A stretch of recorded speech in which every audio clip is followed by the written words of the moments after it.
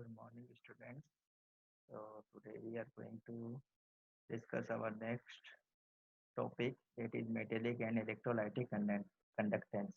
इससे पहले हमने रेडॉक्स रिएक्शन क्या होती है इसके बारे में हमने पढ़ लिया था।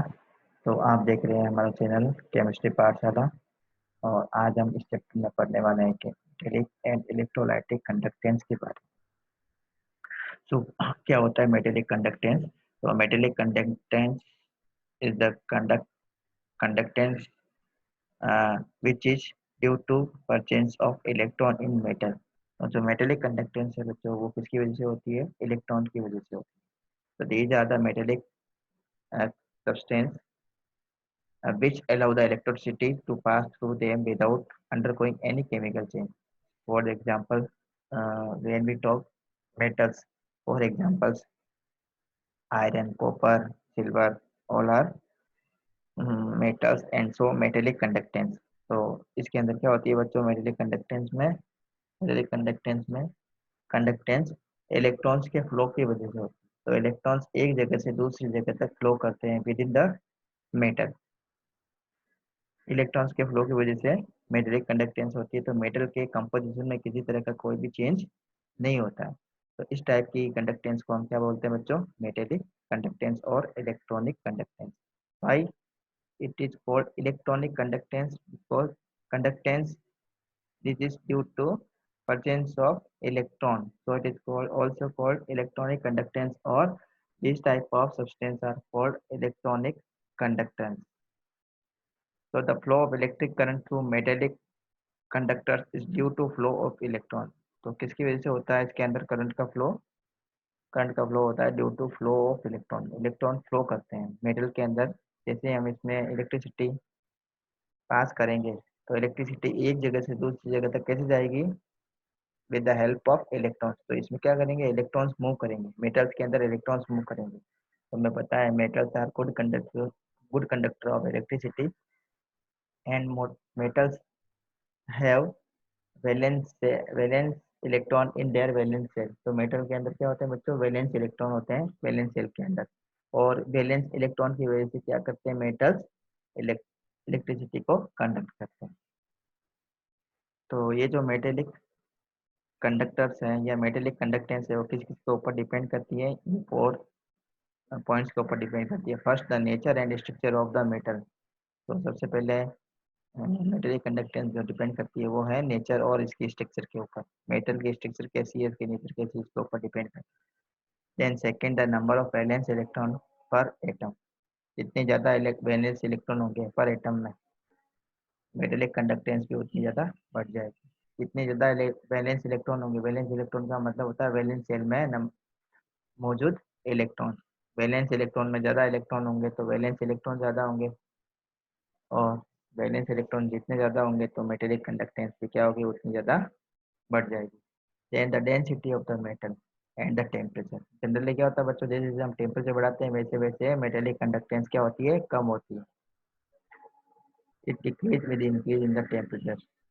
क्या होती है बच्चों? मेटेलिक कंडक्टेंस डिक्रीज होती है। जब जैसे जैसे हम टेम्परेचर बढ़ाते हैं वैसे वैसे मेटेलिक कंडक्टेंस क्या होती रहती है? कम होती रहती है। सेकेंड टाइप की जो हम कंडक्टर्स पढ़ रहे हैं वो है इलेक्ट्रोलाइटिक और इलेक्ट्रोलाइट्स और electrolytic conductance. This is the second type of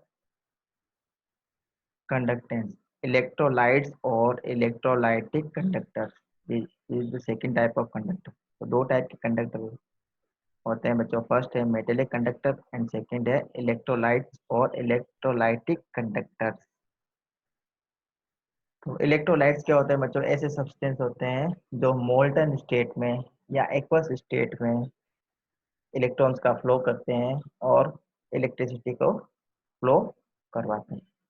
तो इलेक्ट्रोलाइट्स और इलेक्ट्रॉनिक कंडक्टर्स आर दो substance which allow the electricity to pass through them in their molten state or in the aqueous state। For example, अगर हम NaCl लेते हैं, NaCl क्या है बच्चों? एक इलेक्ट्रोलाइट है।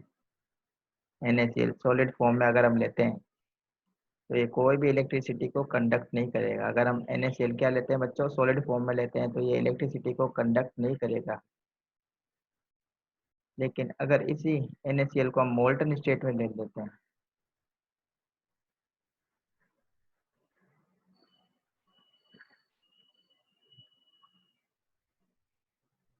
अगर इसी NaCl को हम किस में ले लें बच्चों, मोल्टन स्टेट में ले लेते हैं। इसी NaCl को हम किस में ले लें, मोल्टन स्टेट में। मोल्टन स्टेट का मतलब होता है NaCl को हम इतना गर्म करेंगे, तो इतना गर्म करें कि NaCl किस में कन्वर्ट हो जाए बच्चों, लिक्विड के अंदर कन्वर्ट हो जाए। NaCl किस में कन्वर्ट हो जाए, लिक्विड स्टेट के अंदर आ जाए। NaCl किस में आ जाए, लिक्विड स्टेट। तो इसी को हम क्या बोलते हैं, मोल्टन स्टेट ऑफ NaCl। तो मेल्टिंग पॉइंट NaCl का होता है बच्चों 803 डिग्री सेल्सियस। इतना हम गर्म करेंगे ना NaCl को, सॉल्ट को, तो ये लिक्विड NaCl के अंदर कन्वर्ट हो जाएगा। तो इसी को हम बोलते हैं मोल्टन स्टेट ऑफ NaCl। तो मोल्टन स्टेट के अंदर ये क्या करेगा बच्चों, इलेक्ट्रिसिटी कंडक्ट करेगा। मोल्टन स्टेट के अंदर इलेक्ट्रिसिटी कंडक्ट करेगा। या फिर हम क्या करें, NaCl को हम क्या करें, पानी में डिजोल्व कर देते हैं। NaCl को पानी में डिजोल्व करेंगे तो क्या बन जाएगा, aqueous solution of NaCl। you get aqueous solution of NaCl। Aqueous solution, aqueous solution का मतलब होता है ऐसा सॉल्यूशन जो किसमें बना हुआ है, पानी में बना हुआ है। Aqueous solution of NaCl। Aqueous solution भी क्या करेगा बच्चों, पानी को इलेक्ट्रिसिटी को कंडक्ट करेगा। रीजन क्या है भाई, मोल्टन स्टेट और aqueous state of ionic compound. ये आयनिक कंपाउंड है बच्चों, NaCl क्या है, आयनिक कंपाउंड। तो ये आयनिक कंपाउंड सॉलिड स्टेट के अंदर इलेक्ट्रिसिटी कंडक्ट नहीं करता है, जबकि मोल्टन स्टेट में और एक्वस स्टेट में इलेक्ट्रिसिटी कंडक्ट करता है। रीजन क्या है, जैसे हम इसको पानी जैसे हम इसको पानी में डिजोल्व करते हैं या इसको मोल्टन स्टेट में कन्वर्ट करते हैं, तो इलेक्ट्रिसिटी पास करने से क्या होता है, ये अपने आयंस के अंदर ब्रेक हो जाता है।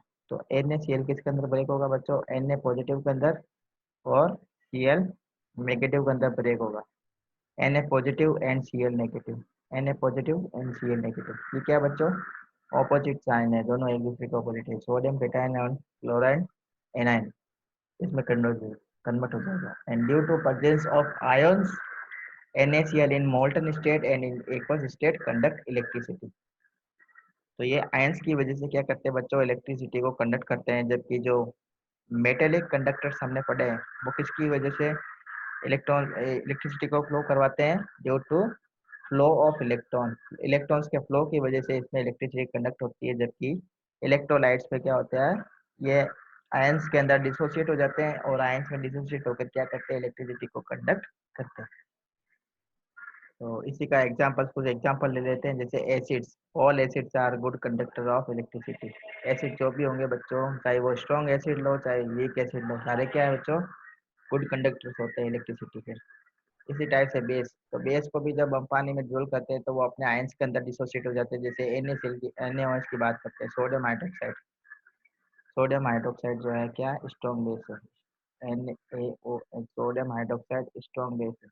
जैसे इसको पानी में डिसोल्व करते हैं या एक कुछ सॉल्यूशन बनाते हैं NaCl का, तो ये किसके अंदर प्रयोग होगा बच्चों, Na पॉजिटिव के अंदर एंड OH नेगेटिव के अंदर। तो due to presence of opposite sign, aqueous solution of NaOH conduct electricity। ये किसकी वजह से हो रहा है, due to presence of ion. So it is called electrolytes. इसको हम क्या बोलेंगे, इलेक्ट्रोलाइट्स बोलेंगे। और ये इलेक्ट्रोलाइट इलेक्ट्रिसिटी को कंडक्ट कर रहा है, इसलिए इसको क्या बोलते हैं, electrolytic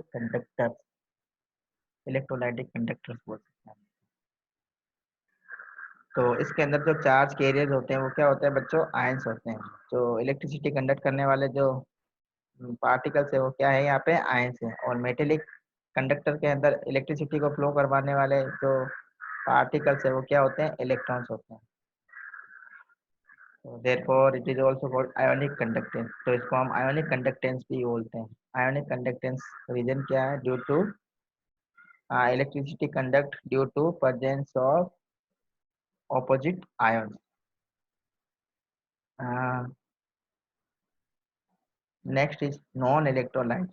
electrolytes means which conduct electricity and non-electrolytes are those substances which do not conduct electricity in the molten state। तो बच्चों सारे जो केमिकल सब्सटेंस होते हैं वो इलेक्ट्रिसिटी को कंडक्ट नहीं करते हैं। जो आयनिक कंपाउंड है वो इलेक्ट्रिसिटी को कंडक्ट करते हैं, जो और जो कोवलेंट कंपाउंड होते हैं वो जनरली इलेक्ट्रिसिटी को कंडक्ट नहीं करते हैं। जैसे ग्लूकोज सॉल्यूशन है, क्या है बच्चों, नॉन इलेक्ट्रोलाइट है।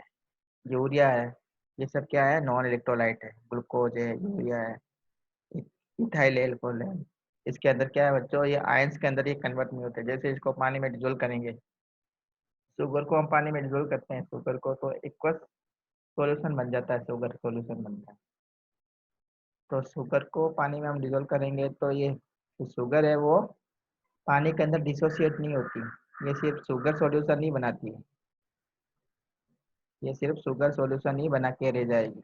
ये पानी के अंदर क्या होगी, डिसोसिएट नहीं होगी। शुगर का मतलब है सुक्रोज, C12H22O11,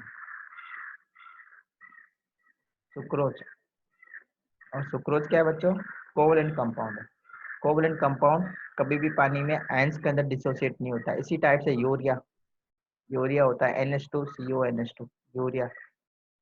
इसको भी जब हम पानी में डिजोल्व करते हैं तो ये अपने आयंस के अंदर डिसोसिएट नहीं होता है। अब इसके अंदर कोई आयंस नहीं है, इसके अंदर कोई फ्री इलेक्ट्रॉन्स नहीं है, तो due to absence of ions, sugar, urea, ethyl alcohol do not conduct electricity, so they are called non-electrolyte.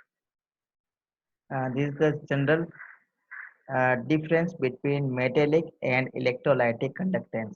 Very important, इस टेबल को देखने से हमें अच्छे से समझ में आ जाएगा। तो फर्स्ट इसमें दिया हुआ metallic conductance is carried by the movement of electrons, very important point.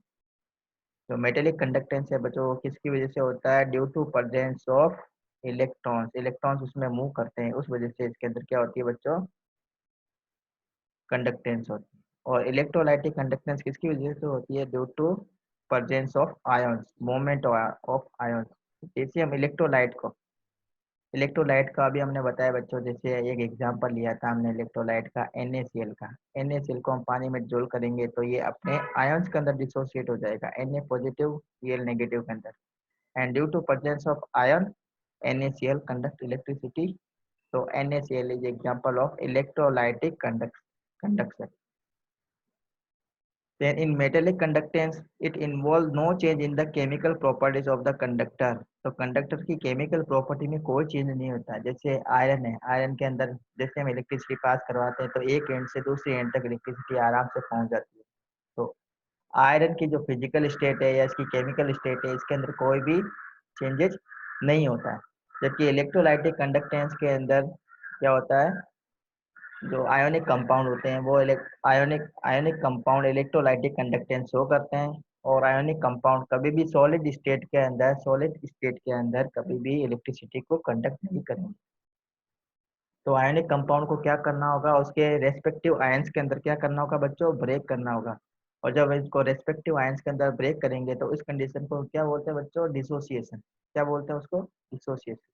तो जो आयोनिक कंपाउंड है उनमें क्या होता है बच्चों, डिसोसिएशन होता है और वो अपने रेस्पेक्टिव आयंस के अंदर ब्रेक हो जाते हैं, तो उनकी केमिकल प्रॉपर्टी चेंज हो जाती है। तो यही पॉइंट इसमें लिखा हुआ है, इस involve the decomposition of the electrolytes as result of the chemical reaction. तो केमिकल रिएक्शन होती है उसमें, जैसे NaCl को पानी में डाला तो ये पानी से रिएक्ट करेगा, पानी से रिएक्ट करने से क्या इसमें चेंजेस हो जाएगा, NaCl किसके अंदर कन्वर्ट होगा, Na पॉजिटिव के अंदर और Cl नेगेटिव के अंदर कन्वर्ट हो जाएगा। तो ये अपने रेस्पेक्टिव आयंस के अंदर क्या होगा, ये डिसोसिएट हो जाएगा, तो इसकी केमिकल प्रॉपर्टी भी चेंज हो गई। अब उसके अंदर NaCl नहीं है, अब पानी के अंदर sodium positive and Cl negative ion है, and due to presence of ion it conduct electricity. Then in metallic conductance it do not involve the transfer of any metal, तो किसी भी मेटर का कोई ट्रांसफर नहीं होता है। लेकिन इलेक्ट्रोलाइटिक कंडक्टेंस में क्या होता है बच्चों, मेटर का ट्रांसफर होता है। मेटर का ट्रांसफर कैसे होगा, मेटर का ट्रांसफर होगा, Na जो होंगे, जो पॉजिटिव होंगे और जो नेगेटिव होंगे वो क्या होते हैं बच्चों, वो ऑपोजिट साइड के अंदर मूव करते हैं। Na जो पॉजिटिव होता है ना बच्चों, वो कहाँ जाएगा, नेगेटिव चार्ज की तरफ जाएगा, और जो Cl नेगेटिव होता है वो किसकी तरफ जाता है, पॉजिटिव चार्ज की तरफ जाता है।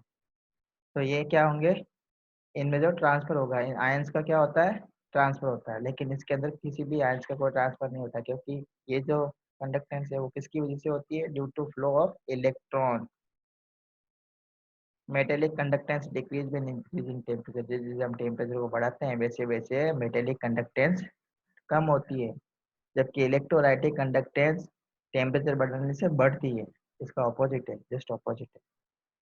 अब हम पढ़ेंगे बच्चों क्लासिफिकेशन ऑफ इलेक्ट्रोलाइट्स। तो जो अभी हमने क्लास इलेक्ट्रोलाइट्स पढ़ेंगे, इलेक्ट्रोलाइट इसका क्लासिफिकेशन पढ़ेंगे, तो ये दो टाइप के होते हैं बच्चों। फर्स्ट होता है स्ट्रॉन्ग इलेक्ट्रोलाइट्स और दूसरे टाइप के इलेक्ट्रोलाइट होते हैं weak electrolyte. So what are the strong electrolytes? Strong electrolytes are those electrolytes which completely dissociate in water. जो कम पानी के अंदर completely dissociate हो जाते हैं उनको बोलते हैं strong electrolyte. For example, NaCl, KCl, NCl, NaOH, ammonium nitrate, all are example of strong electrolyte. जैसे इसको पानी में डिसोल्व करेंगे Na प्लस के अंदर Cl नेगेटिव के अंदर डिसोसिएट होगा, K plus Cl negative, H plus Cl negative, Na plus OH negative, NH4 plus NO3 negative. तो ये क्या होंगे, अपने रेस्पेक्टिव आयंस के अंदर 100% डिसोसिएशन हो जाता है। इनका जो डिसोसिएशन होता है बच्चों वो 85% से ज़्यादा होता है। मोर देन 85% ये क्या हो जाते हैं, डिसोसिएट हो जाते हैं। मोर देन 85% डिसोसिएट होते हैं, तो इसको हम बोलते हैं स्ट्रॉन्ग इलेक्ट्रोलाइट। दूसरे टाइप के इलेक्ट्रोलाइट होते हैं वीक इलेक्ट्रोलाइट, जो लेस देन 5% डिसोसिएट होते हैं। ये क्या होता है बच्चों, इनका जो डिसोसिएशन है पानी के अंदर लेस देन 5% होता है। मतलब अगर हम सपोज 100 ले लेते हैं, मान लिया हमने 100 मोलिक्यूल लिया वीक इलेक्ट्रोलाइट का, तो ये पानी में सिर्फ 5 मोलिक्यूल ही या 5 से कम मोलिक्यूल ही क्या होंगे, अपने आयंस के अंदर डिसोसिएट होंगे। बाकी ऐसे कैसे पढ़े जाएंगे, इसका एग्जाम्पल देके हम बताएंगे।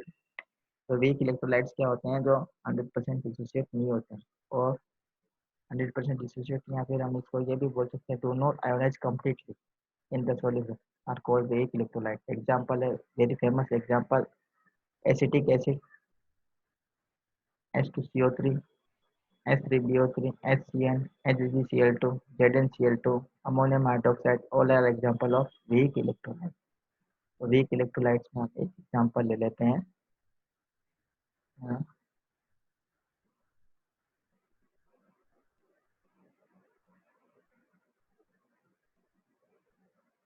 CH3, CH3COOH, acetic acid. जब हम एसिटिक एसिड को पानी में डिसोल्व करते हैं तो ये अपने आयंस के अंदर डिसोसिएट होते हैं। ये अपने आयंस के अंदर डिसोसिएट होकर कौन कौन से आयन बनाएगा बच्चों, एसीटेट आयन बनाएगा, CH3COO, एसीटेट, इसको बोलते हैं acetate ion,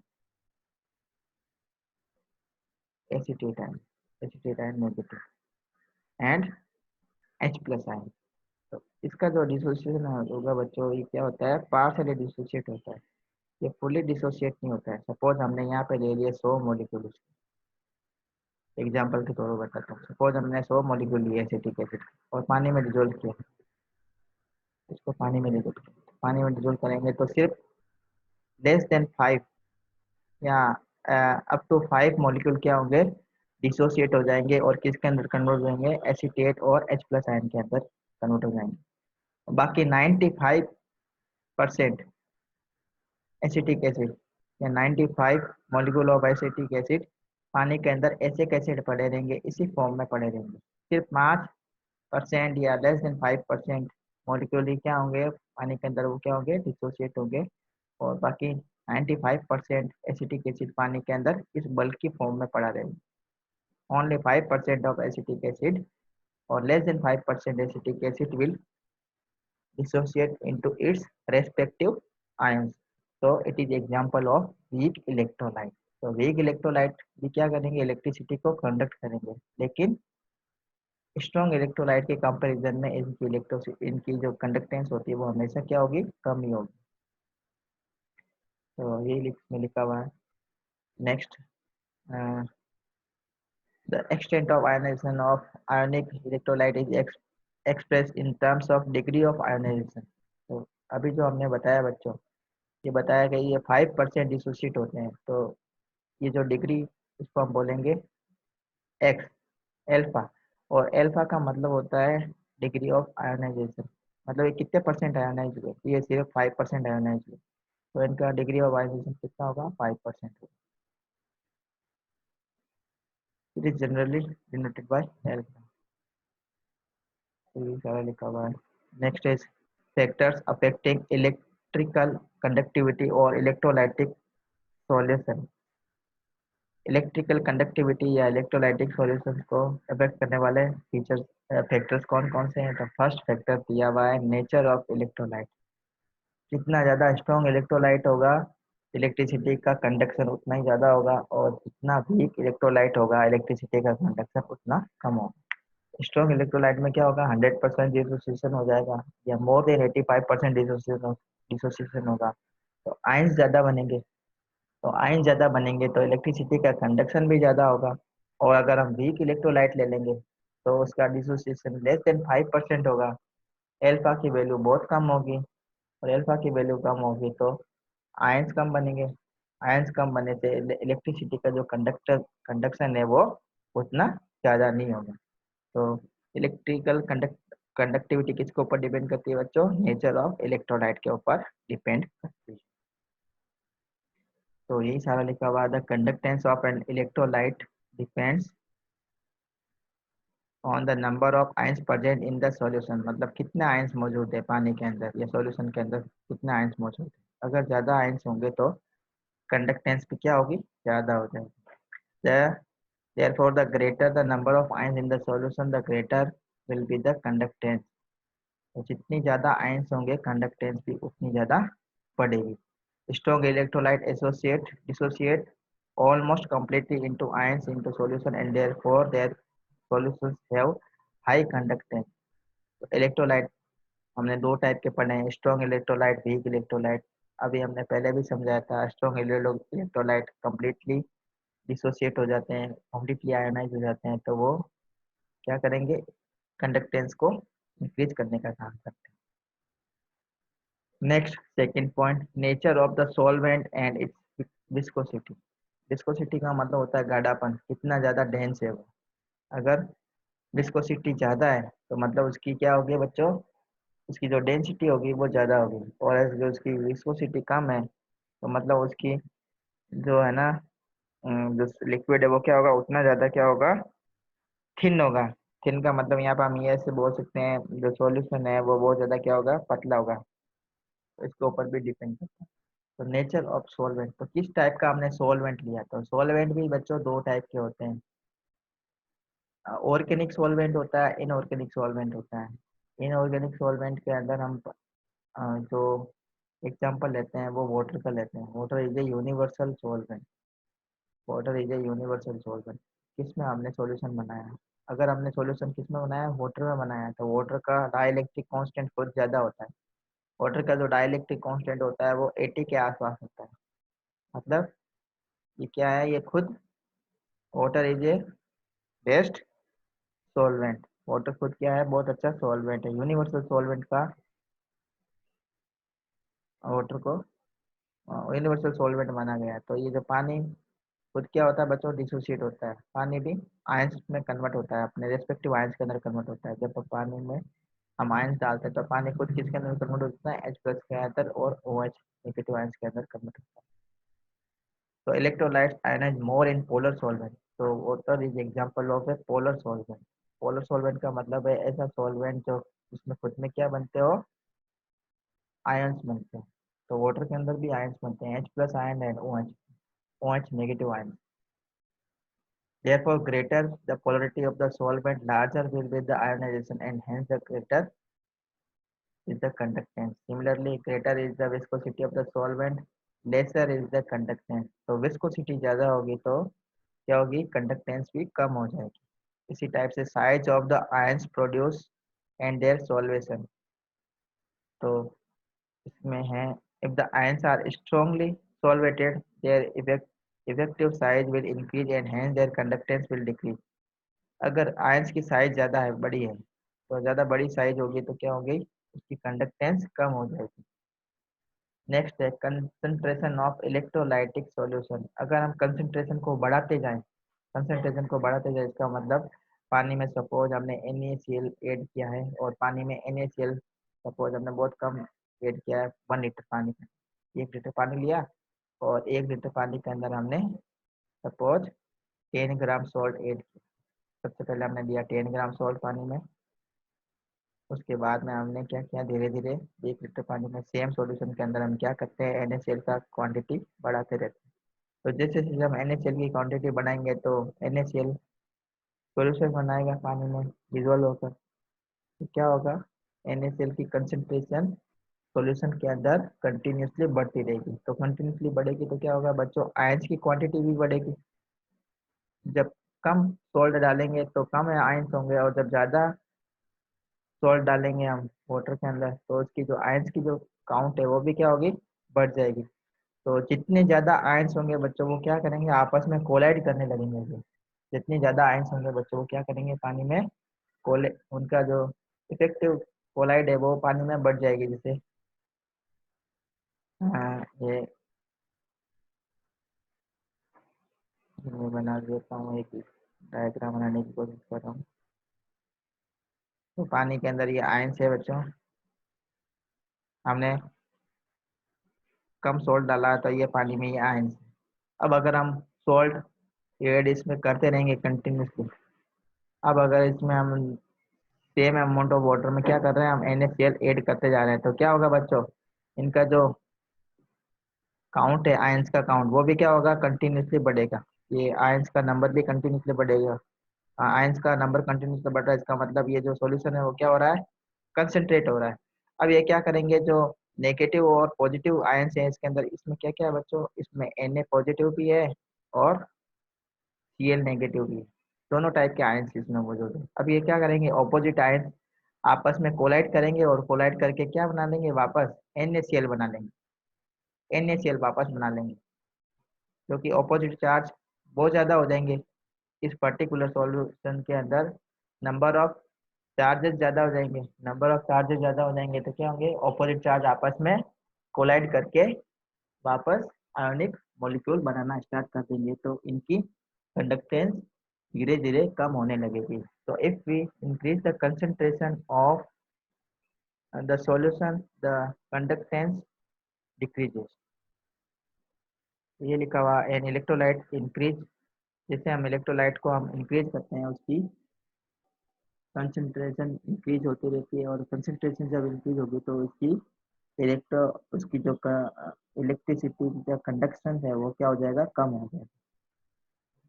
in general the conductance of electrolytic increase with decrease in the concentration. तो कंसंट्रेशन अगर कम रहेगी तो इलेक्ट्रोलाइटिक कंडक्टेंस है वो बढ़ जाएगी।